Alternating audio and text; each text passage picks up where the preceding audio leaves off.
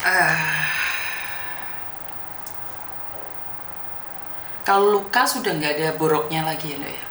Nanah sudah moncrot semua ya. Iya, tapi masih kepikiran nanti keputusannya apa, kan sidangnya belum tahu, Mas. Keputusannya apa, sidangnya apa, alamatnya sidangnya di mana sih? Oh, ada. Jadi ini ya Mbak ya, ini kalian mendapatkan ini pun belum tentu kamu bersalah, belum diputuskan. Jadi masih belum tahu. Makanya saya selalu bilang berhati-hati ya. Majikan yang baik tidak ada jaminan kamu akan dipertahankan. Inilah Miss Yuni selalu membuat channel ini bukan untuk menentang aturan, bukan ingin menyalahi aturan. Karena Miss Yuni ingin mengingatkan kalian, ini loh contohnya. Ini loh contohnya. Teman kalian sudah finish kontrak, masuk majikan baru, masih bisa dipenjarakan.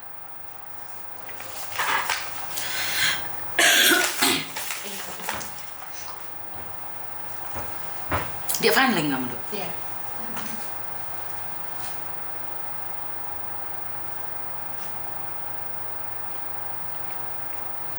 Naik funneling MTR atau apa kalau ke funneling kamu? Oh ya, naik MTR. Nah, MTR, otomatis kan kamu lewat Taiwan itu.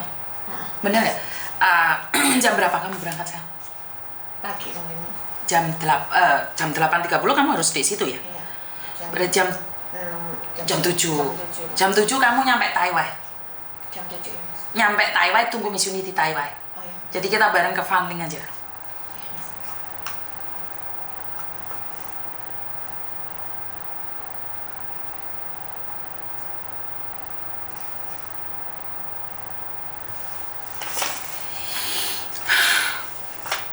Apakah ini keputusan terakhir? Belum tahu juga. Kemarin juga sempat bilang katanya keputusan di sidang ketiga kemarin, tapi masih aja ditunda. Katanya masih. Tapi nggak ada tulisannya tanggalnya nih, Dok. Oh, tulisannya di sana. Itu ada kok, Miss. Bulan 6 ini tanggal 3. Bulan 6 tanggal 3 ya, pasti ya. Waktu aku nganterin kwitansi juga kemarin diomong juga. Nanti kamu bulan 6 tanggal 3 kesini sidang. Inilah saya selalu mengatakan jangan pernah menyepelekan peraturan yang ada di Hong Kong. Hong Kong sangat keras sekali. Dia ngabdi sampai neneknya meninggal dunia, nggak ada jaminan bahwa semuanya akan baik-baik saja. Kamu nangisnya kenapa, Dok? Kecewa karena kamu sudah melakukan yang terbaik, pada akhirnya kamu harus di tangan dia juga di penjara. Yang pertama kecewa juga sama apa ya, bos saya yang dulu, kecewa juga. Terus Kecewamu kenapa, sayang? iya, saya udah berusaha kasih yang terbaik gitu kan buat dia, tapi di belakang kan udah, maksudnya saya udah kasih yang terbaik tapi seperti ini endingnya gitu, seperti ini. Contohnya yang terbaik itu apa sih? Apa sih yang kamu lakukan? Kenapa kamu bilang itu yang terbaik menurutmu? Waktu itu aku jagain di rumah dia itu, aku kan sering ditinggal loihang ya, Miss. Sama si Ucenya? Aku sering di rumah sendiri kan waktu itu. Mm-mm.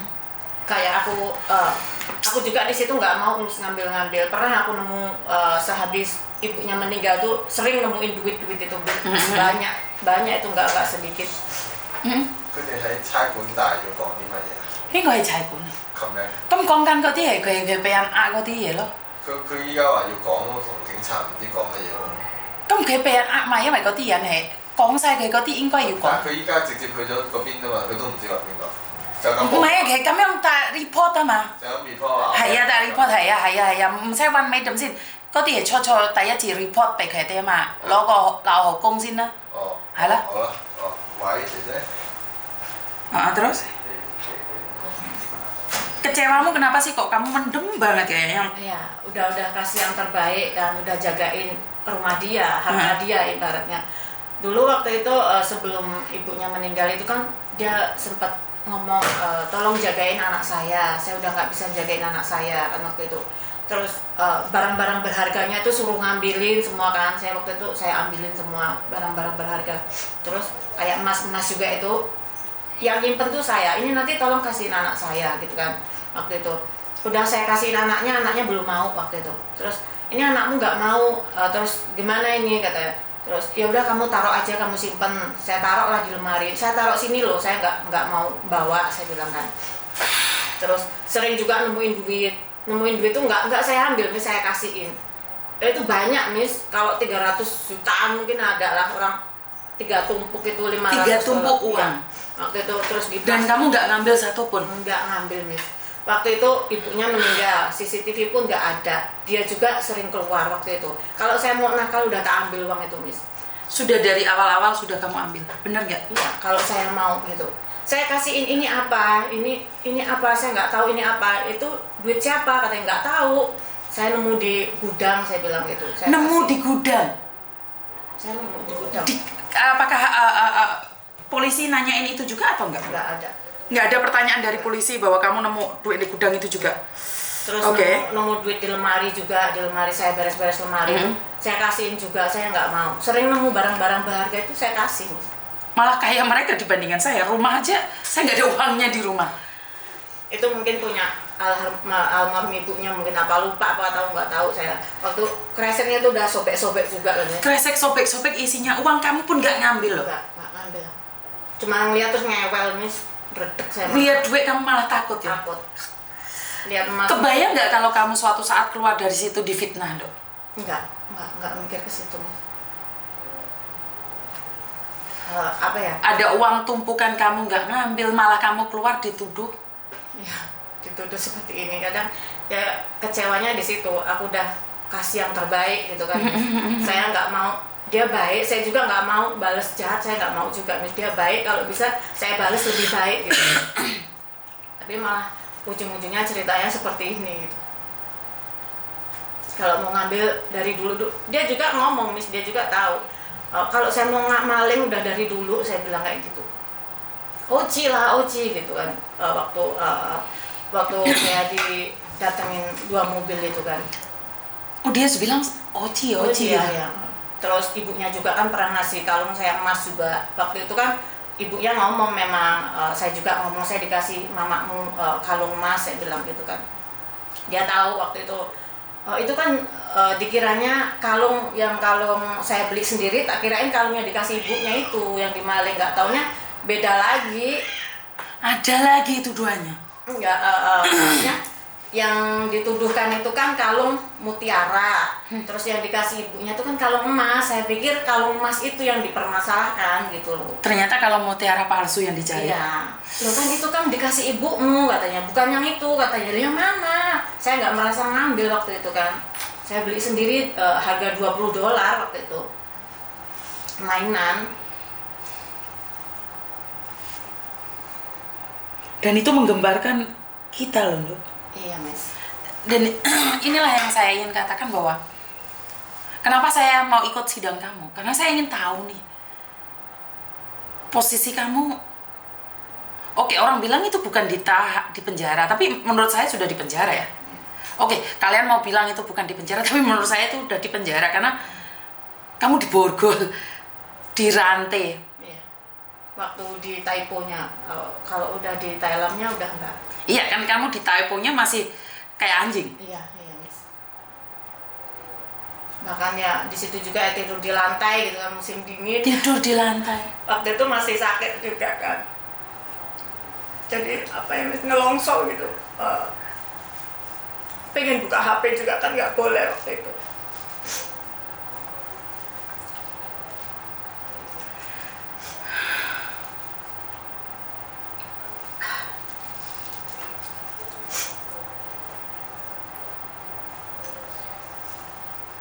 Saat kamu kirim surat ke KJRI ini, harapanmu apa? Pertama kali itu harapanmu apa? Ya, saya minta dikunjungin waktu itu kan, dikunjungin buat pendamping lah. Sebenarnya kamu itu ingin bercerita pada KJRI sejujurnya apa yang terjadi. Iya, Miss. Minta mereka minta kunjungannya KJRI ke Thailand waktu itu kan, minta dampingannya gitu. Kamu benar-benar membutuhkan sosok orang yang hadir gitu ya, Mbak? Ya, apa ya? Dengan soal maksudnya apa ya? Aku bukan ilegal, Iya. aku terdaftar, Iya. aku dituduh. Gitu. KJRI ini bapakku, ibuku dateng lo gitu maksudmu? Minta pembelaan lah misalnya. Oke, minta pembelaan dari bapak ibumu. Ngadu, minta pembelaan gitu. Minta didengerin, nggak usah ngadu lah, nggak usah dibela lah. Dengerin aku ngomong ini loh Pak, aku tuh gak nyolong Dengerin. Iya. Kak Jerry denger nggak sih? Suratnya nggak ada balasan, Miss.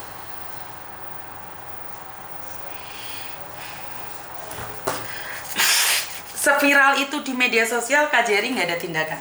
Nggak ada, Miss. Nggak ada kunjungan, nggak ada balasan surat.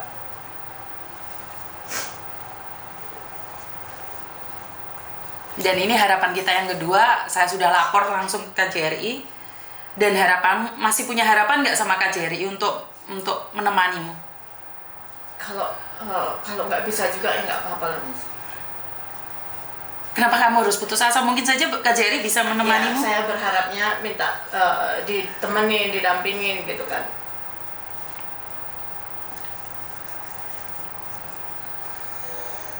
Jika nggak bisa, kita jalan sendiri ya sayang. Iya, Miss. Berusaha membela diri.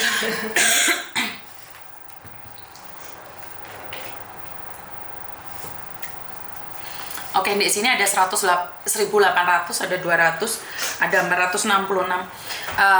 Kemarin waktu kejadian ibu siapa ya? Mas Rifah atau siapa yang dari Jember itu, di sore seperti ini teman-teman hadir di TikTok, di Facebook, di YouTube, bersatu dalam doa. Di sore seperti ini kita mengharapkan kesembuhan dari Ibu Mas Rifah. Dan di malam harinya saat didatangi oleh konjen dari Malaysia, didatangi oleh salah satu konjen yang ada di Malaysia, responnya sangat cepat sekali. Dan malam itu dia dicabut dari alat-alatnya, padahal dia darahnya, pembuluh darah pecah. Ternyata Tuhan memberikan mukjizat itu karena doa-doa kalian semua. Ini jauh-jauh hari saya meminta doa buat kalian semua, dari kalian semua, untuk Mbak Neneng ya.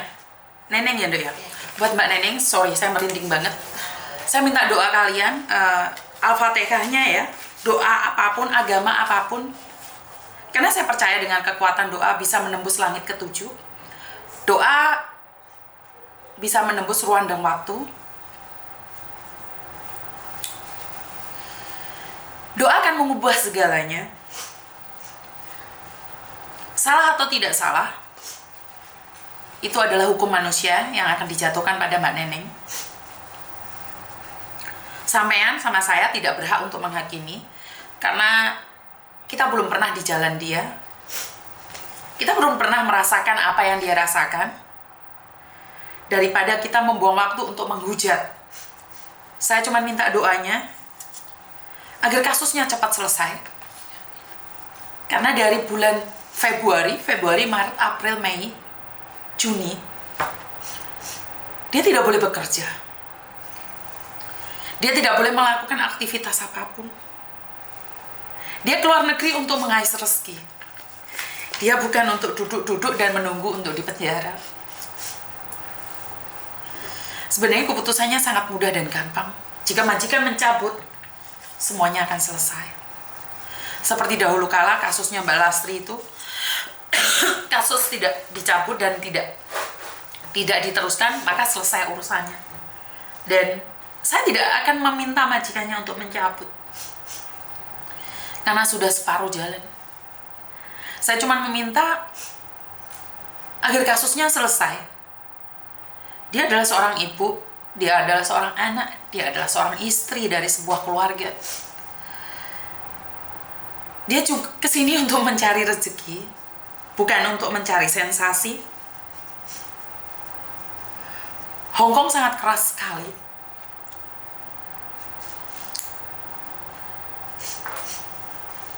Tidak sanggup saya mengungkapkan rasa dan luka ini. Dan saya mengharapkan untuk bapak-bapak dan ibu-ibu yang duduk di KJRI, saya tahu di KJRI sudah banyak sekali masalah yang besar, mungkin lebih besar daripada Mbak Neneng. 1000 di antara kami memiliki masalah. Dia hanya ingin ditelepon, mungkin hanya ditanyakan, apakah kamu baik-baik saja?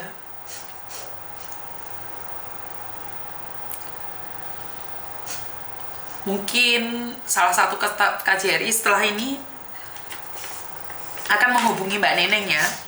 Harapan saya adalah cuman menanyakan saja apakah dia baik-baik saja. Mungkin saya terlalu drama, boleh kalian katakan itu. Saya terlalu gaya, dan saya tidak perlu bersimpati seperti ini karena dia bukan saudara saya dan bukan keluarga saya. Karena kalian belum pernah ada di posisi dia. Jangan terlalu sombong dengan kehidupan orang lain.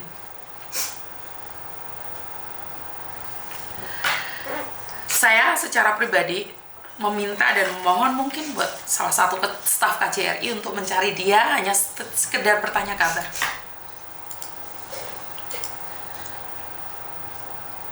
Jika suatu saat KJRI tidak bisa menemani persidangan dia sudah legowo, Pak, nggak apa-apa. Tapi sebagai warga negara Indonesia, dia berhak merasakan, karena dia bukan ilegal, Bapak. Dia TKW resmi, seharusnya yang dilindungi oleh BP2MI kalau pulang Indonesia mestinya ya. Dia butuh perlindungan, dia butuh mengadu. Kalaupun di akhir cerita dia diputuskan mencuri, pada akhir cerita dia diputuskan dan dipenjara di Borgol, dia sudah siap. Dia hanya butuh dukungan moral dari kita sesama warga negara Indonesia. Ini menjadi perhatian buat teman-teman yang lain. Berhati-hatilah bekerja di rumah majikan. Hati-hatilah saat kau diberikan apapun sama majikan. Saya tidak ingin ada neneng-neneng yang kedua. Jika suatu saat neneng diputuskan untuk dipenjara, saya tidak menginginkan ada neneng-neneng berikutnya. Karena itu, jika kalian diberikan apapun sama majikan, direkam, difoto, di video, tanyakan itu pada orang-orang, kirimkan itu pada agenmu, tanyakan pada teman-temanmu. Ini contoh kerasnya Hong Kong. Bagi kalian yang punya majikan baik hari ini, jangan tertawa atas penderitaan temanmu. Buat kalian yang kemarin membuat status VT, komen di Facebook tentang kejahatannya Neneng, kamu belum nyampe di jalannya.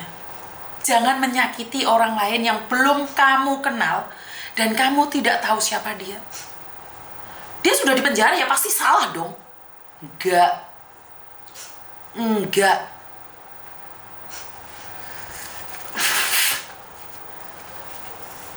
Saya cuma berdoa buat teman-teman yang ada di saat ini, ada di sini, lebih dari 2000 penonton. Satu orang kirim doa. Satu orang kirim Al-Fatihah.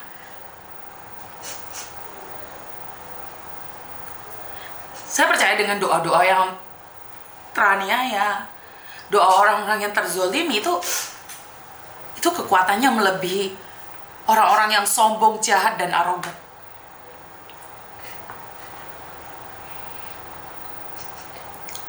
Dituduh mencuri sampai masuk di TV lokal Hong Kong. Mukanya meringkuk di situ.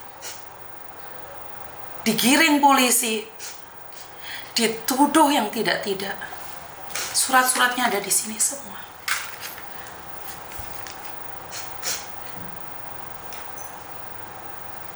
Karena itu saya selalu berpesan buat teman-teman yang saat ini main TikTok di rumah majikan, memamerkan apa yang kamu punya. Hati-hati. Hati-hati. Hati-hati. Saya tidak ingin dengar kabar neneng-neneng yang kedua. Saya tidak menginginkan neneng-neneng lagi hadir berjatuhan di sini. Mungkin saya bukan siapa-siapa. Mungkin saya bukan siapa-siapa, tapi saya akan menemani neneng untuk sidang tanggal 3 bulan 6 ya, Dok ya. Di Fanling. Buat teman-teman yang libur, kita bisa kumpul di sana. Kita kasih dukungan spot. Salah atau tidak salah, kita berikan kekuatan mental pada dia. Kita ketemuan di Fanling. Jadi jika teman-teman ada waktu, kita bisa ngumpul di sana. Jika tidak ada yang bisa ngumpul, saya butuh doanya. Apapun keputusan sidang hari ini, hanya Tuhan yang tahu dan jaksa.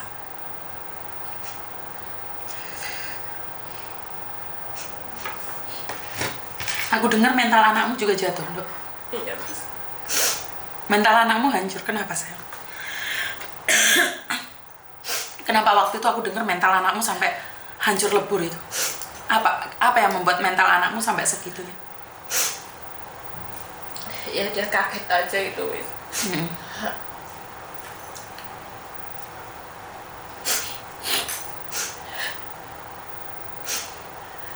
Anakmu ada di Jepang kan? Iya, Miss. Masih baru lagi di Jepang. Dengar ibunya di penjara. Apa yang dikatakan anakmu, Nak? Waktu itu sempat kirim surat kan ke penjara juga, katanya saya nggak pernah nyesal Punya ibu lahir kamu. Dari rahim kamu. mama gitu katanya. Saya tidak pernah menyesal lahir dari rahim mama. Itu yang membuat kamu kuat waktu di penjara. Iya, Miss. Jadi itu alasan kamu kenapa kamu bertahan di penjara. Oke. Katanya mama nggak mungkin ngelakuin itu semua. Mama orang terbaik buat saya katanya. Nah, terus? Jadi anakmu nggak nyalahin kamu sama sekali? Enggak, dia juga yakin kalau mama nggak ngelakuin ini semua katanya.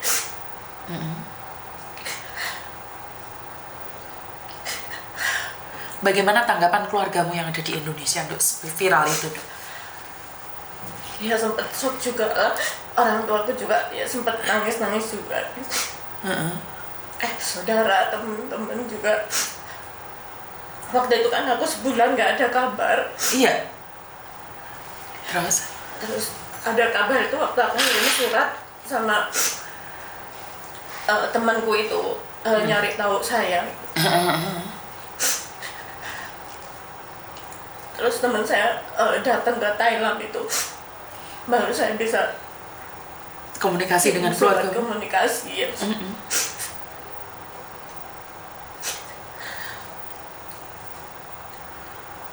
Oke, Mbak Neni. Tetanggamu ada yang ngolok-ngolok kamu nggak? Ada, Miss. Bahkan sempat dia juga kerja di sini gitu kan. Tetanggamu yang kerja di sini ngolok-ngolok kamu dengan keadaan kamu seperti ini? Ada temen juga, ya gitu lah, Miss, ikut-ikut upload gitu juga. Nge-share video-video kamu? Iya. Ya aku juga cukup tahu aja siapa orangnya gitu. Tapi orang sama-sama di sini cari rezeki, cari suap nasi.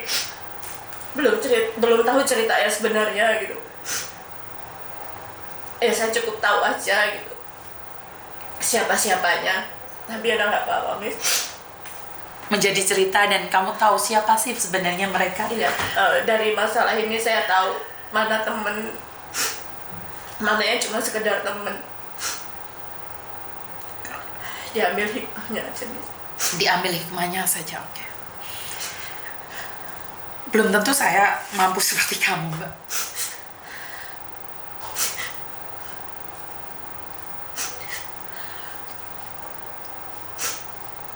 Kenapa kamu nggak malu cerita sama Miss Yunindo? Enggak, Miss. Soalnya bisa entek-entekan ya? Iya, Miss, aku juga mau cerita sama siapa, Miss. Aku cerita sama keluarga juga yang nggak mungkin. Karena mereka nggak paham. Ya, bebanin mereka. Karena kalau malu sudah ketanggung malu, Dok. Di Iya. TV mukamu langsung, sayang. Iya, Miss. Kadang sekarang saya keluar aja, kadang ada rasa malu. Tapi Nggak ada orang kenal kamu, sayang. Di jalan anak-anak ada yang tahu nggak waktu kamu datang tadi? Nggak ada. enggak. Nggak ada. Jadi tetap jadi dirimu sendiri. Nggak ada yang tahu kok di sana. Iya. Nggak ada yang tahu. Kamu nggak perlu malu. Kalau ada orang yang nyata-nyata nunjuk kamu seperti ini dan kamu bilang kamu adalah pencurinya, itu baru kamu malu. Nggak ada kok orang yang ngomong kamu pencurinya. Iya, Miss. Inilah hikmahnya.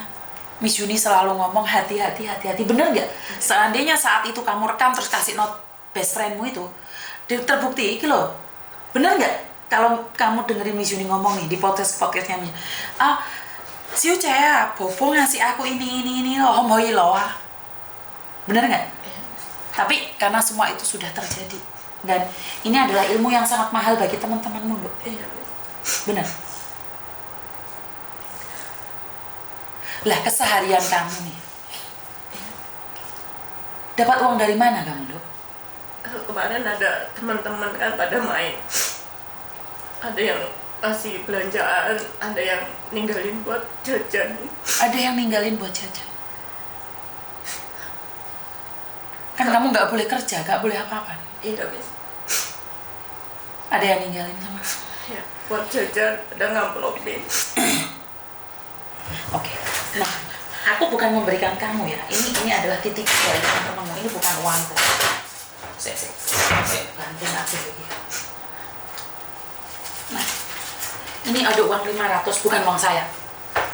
Ini tadi ada salah satu temanmu titip uang ke saya. Karena dia tidak bisa pulang saat ayah ibunya meninggal dunia. Dia titip uang ini diberikan pada orang yang membutuhkan. Kenapa Maisuni itu lihatkan di media sosial? Karena saya dapatnya juga dari media sosial. Bapak ibunya meninggal dunia dan dia belum pernah bisa pulang ke Indonesia. Dia titip uang ini dititipkan pada orang yang membutuhkan. Mungkin nggak banyak, Dok. Tapi ini adalah dari temanmu yang ikhlas. Terima kasih ya, Miss. Bukan saya, ini dari temanmu. Tadi orangnya datang ke sini. Tiba-tiba ngasih uang ke saya. Ya, Miss. Saya kaget dapat uang itu. Tapi kan saya selalu bilang bahwa uang ini adalah keselimpahan.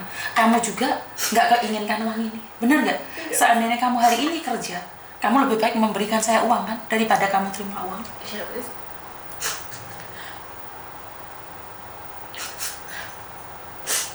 Uang ini tidak seberapa dengan penderitaanmu.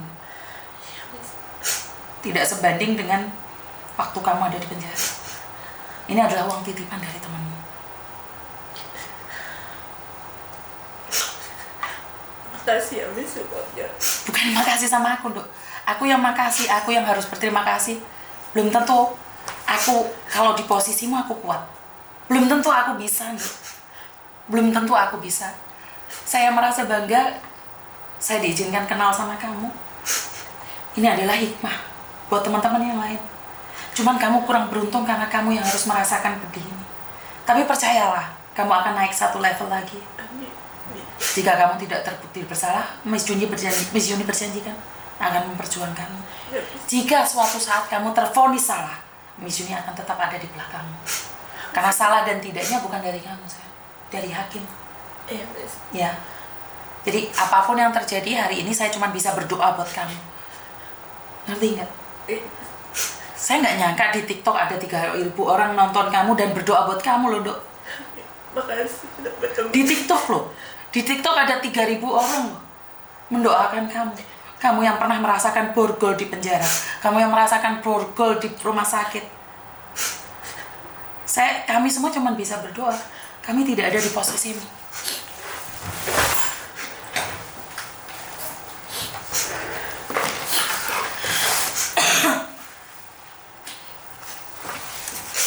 Itulah teman-teman, kalau kalian titip uang ke saya gunanya ya mungkin nggak banyak ya, tapi setidak-tidaknya ya buat perjalanan dia. Dan kita lihat saya butuh dukungan dari kalian semua. Saya tidak sedang bercanda, saya selalu mengingatkan buat kalian semua. Yang berjuang mati-matian pun belum tentu bisa dan sanggup melaluinya.